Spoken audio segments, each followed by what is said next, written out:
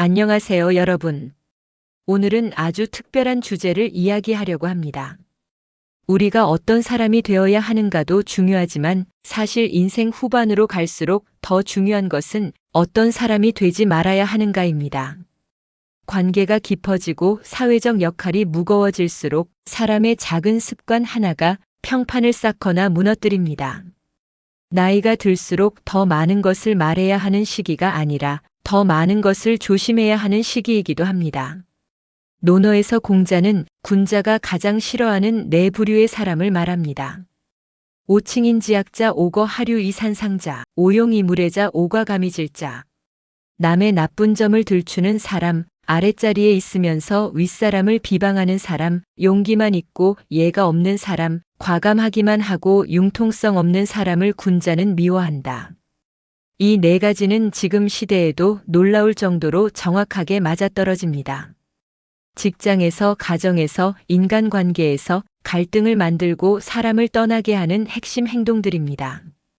오늘은 공자의 이 네 가지 가르침이 왜 지금 우리의 삶에서도 그대로 적용되는지, 그리고 어떻게 하면 이런 모습에서 벗어나 군자다운 품격을 회복할 수 있는지 차분히 풀어드리겠습니다. 공자가 군자가 미워하는 네 부류의 사람을 말했을 때 그는 특정 개인을 지목하거나 사회를 비판하려고 한 것이 아니었습니다. 오히려 그는 당시 사회 전체가 흔들리고 붕괴되는 모습을 지켜보며 사람이 왜 서로를 힘들게 하는가, 왜 공동체가 무너지는가라는 근본적인 질문에 답하고자 했습니다. 춘추 전국 시대는 전쟁이 끊임없이 이어지고 나라 간의 이합 집산이 반복되던 혼란의 시대였습니다. 왕은 왕대로 권력 다툼에 몰두하고 신하는 신하대로 자신의 이익을 쫓아 움직이며 백성들은 삶에 지쳐 교양과 예법을 지킬 여유도 없었습니다. 그 속에서 공자는 군자라는 개념을 다시 세웁니다. 군자는 높은 지위가 아니라 품격과 태도로 규정되는 사람이었습니다. 그는 이렇게 생각했습니다. 세상이 혼란한 것은 군자가 군자답지 못하기 때문이다. 사람이 품격을 잃으면 공동체도 무너진다. 그래서 공자는 군자가 어떤 사람을 좋아하고 어떤 행동을 멀리해야 하는지 매우 구체적으로 정리했습니다. 오늘 우리가 보고 있는 이 네 가지 미움의 기준 역시 그 시대의 위기 속에서 탄생한 것입니다.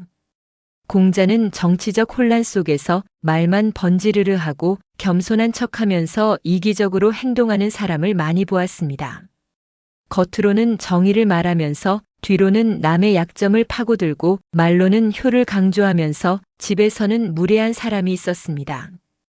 군자라 칭하던 사람들조차 실상은 소인의 마음을 가진 경우가 많았습니다. 공자는 이런 모순을 누구보다 아프게 느낀 사람이었습니다. 그래서 그는 군자가 반드시 경계해야 할 행동을 네 가지로 요약해 제시한 것입니다. 공자가 미워한다고 할 때에 오는 감정적인 혐오가 아니라 이런 행동을 가까이 하면 군자의 길에서 멀어진다는 경고의 의미였습니다. 그는 제자들에게 저 사람이 싫다라고 말한 것이 아니라 저런 태도를 가진 사람은 너희가 본받으면 안 된다. 저런 습관은 반드시 경계해야 한다. 이렇게 스스로의 마음을 관리하기 위한 기준을 제시한 것입니다. 즉, 공자가 미워한 것은 사람 자체가 아니라 그 사람이 가진 태도였습니다. 남의 허물을 들추는 사람, 책임 없이 윗사람을 험담하는 사람, 용기만 앞세운 무례한 사람, 융통성 없고 고집만 센 사람. 이 네 가지는 지금 시대에서도 가정과 직장에서 가장 많은 갈등을 만드는 요소들입니다. 공자는 수천 년 전에 이미 인간관계를 흐트러뜨리는 네 가지의 핵심을 짚어냈던 것입니다. 그래서 이 구절은 한 시대의 도덕적 기준을 넘어 오늘의 인간관계를 비추는 거울이 됩니다. 지금부터 군자가 미워하는 네 부류의 사람에 대해서 알아보겠습니다. 첫째, 남의 나쁜 점을 말하는 사람을 왜 싫어했는가? 오칭인지약자. 공자는 남의 나쁜 점을 말하는 사람을 미워했다. 남의 단점, 약점, 실수, 허물을 들춰내는 사람은 겉으로는 사실을 말한다고 주장하지만 실상은 자신의 마음에 있는 비교심, 경쟁심, 열등감이 드러난 경우가 많습니다. 남의 허물 속에서 우월감을 찾는 사람은 결국 자기 자신을 갉아먹습니다. 한번 누군가의 험담을 시작하면 그 말은 즉시 사람들에게 번집니다. 그 과정에서 사실은 부풀려지고 사람의 평판은 순식간에 훼손됩니다. 공자가 이 행동을 미워한 것은 허물의 크기 때문이 아니라 사람의 관계를 무너뜨리는 파괴력 때문입니다. 예화를 들려드리겠습니다. 직장에 이런 사람이 있습니다. 일이 잘 풀릴 때는 조용히 있다가 누군가의 실수를 보면 바로 말합니다. 저 사람 원래 그래요. 지난번에도 그랬잖아요. 사실 그 사람에겐 문제 많아요. 그는 남을 비판할수록 자신이 돋보일 거라 생각했습니다. 하지만 1년이 지나자 동료들은 속으로 이렇게 말했습니다. 저 사람은 누구의 편도 아니야. 누구의 잘못도 쉽게 말하는 사람이야. 결국 사람들은 하나둘씩 그에게서 멀어졌습니다. 남을 깎아내리는 한마디가 결국 자신을 깎아내린 것입니다. 둘째, 아랫자리에 있으면서 윗사람을 비방하는 사람을 싫어한 이유. 오거 하류 이산상자. 공자는 낮은 위치에 있으면서 윗사람을 비웃고 비방하는 사람을 미워했다. 공자가 싫어한 것은 아랫자리에 있는 상황이 아니라 그 자리를 바라보는 마음의 태도였습니다. 책임을 지지 않는 사람일수록 말은 가볍고 비판은 쉽습니다. 윗사람을 비방하는 사람의 말은 대개 이런 상태에서 나옵니다. 나는 책임이 없으니 편하게 말하겠다. 결정권은 없지만 비판은 하겠다. 이런 말은 조직을 흐트러뜨리고 가정이면 가정을, 공동체면 공동체를 내부에서 부식시키는 힘을 가집니다. 오랫동안 리더 역할을 해본 분들은 압니다. 결정을 내리는 자리는 항상 외롭고 그 결정 하나가 수많은 사람에게 영향을 줍니다. 하지만 책임이 없는 사람은 그 무게를 이해하지 못합니다. 그래서 가벼운 말로 윗사람을 쉽게 비하하는 것입니다. 한 50대 남성이 후배들에게 이야기한 일화입니다. 나는 예전에 팀장 욕을 많이 했다. 도대체 왜 일을 저렇게 처리하나 싶었지. 그런데 내가 팀장이 되고 나니 그의 고민과 무게를 뼈저리게 알겠다. 그때는 내가 몰랐던 거야. 아랫자리에 있으면서도 윗사람을 공격하는 말은 결국 내 경험의 부족을 드러내는 말입니다. 그래서 공자는 이 태도를 미워했습니다.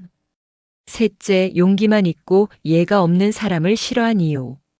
오용이물의자. 공자는 용기만 있고 예가 없는 사람을 싫어했다. 용기만 앞서는 사람은 진실을 말한다는 명목으로 상처를 남기기 일쑤입니다. 내가 솔직해서 그래. 좋은 의도로 말하는 거야. 그 말이 아무리 솔직하고 옳다 해도 예가 없다면 그건 상대를 배려하지 않는 행동입니다. 예가 있는 용기는 말을 삼가는 용기이고 한 걸음 물러서는 용기이고 상대를 세워주는 용기입니다. 예는 거칠애가 아니라 상대의 마음을 지켜주는 울타리입니다. 어떤 사람은 솔직함을 미덕이라고 생각합니다. 그래서 말합니다. 그 사람 문제 많아요. 내가 직접 말해줬어요. 하지만 주변 사람들은 이렇게 느낍니다. 저 사람은 언제든 나도 저렇게 말하겠구나. 예 없이 쓴 용기는 결국 사람들의 마음을 떠나게 합니다. 넷째, 과감하기만 하고 융통성 없는 사람을 싫어한 이유. 오과감이질자. 공자는 과감하기만 하고 막혀있는 사람을 미워했다. 결단력이 있는 것은 좋은 일입니다. 하지만 그 결단이 융통성 없이 흐르면 고집이 됩니다. 고집이 강한 사람은 새로운 의견을 들을 줄 모르고 상황을 유연하게 바라보지 못합니다. 인생은 흐름입니다. 시대, 사람, 환경은 항상 변합니다. 하지만 융통성이 없는 사람은 과감하게만 밀어붙이다가 부딪히고 깨집니다. 은퇴 후 창업을 준비했던 60대 남성이 있었습니다. 그는 평생 제조업에서 일했던 경험을 고집하여 새로운 방식, 새로운 기술을 받아들이지 않았습니다. 결국 사업은 잘 풀리지 않았습니다. 그는 이렇게 말했습니다. 곡선이 필요한 때 직선으로만 가려고 했으니 벽에 부딪힌 거죠. 고집은 용기가 아니라 세상을 좁게 보는 또 다른 감옥입니다. 공자가 말한 4가지는 단순히 이런 사람은 나쁘다는 비난이 아니라 군자는 이렇게 행동하지 않는다라는 기준이었습니다. 남의 약점을 들춰내지 말고 책임 없이 윗사람을 비난하지 말고 용기 뒤에 예를 갖추고 과감함 뒤에 융통성을 갖추라. 이 4가지를 지키는 사람은 말이 부드럽고 마음이 넓고 태도가 안정되어 주변에 좋은 사람을 끌어당깁니다. 반대로 이 4가지를 어기는 사람은 자기도 모르게 사람을 밀어내고 관계가 점점 메말라갑니다. 나이가 들수록 우리가 얼마나 많이 배웠는가 보다 얼마나 덜 잘못할 수 있는가가 중요합니다. 군자의 길은 거창한 성공이 아니라 흐트러지지 않는 마음을 지키는 길입니다. 오늘도 이 지혜가 여러분의 하루를 고요하고 단단하게 지켜주기를 바랍니다. 이상으로 오늘의 옛글 속 인생 수업을 마치겠습니다. 끝까지 시청해 주셔서 감사합니다. 다음 시간에 또 만나요.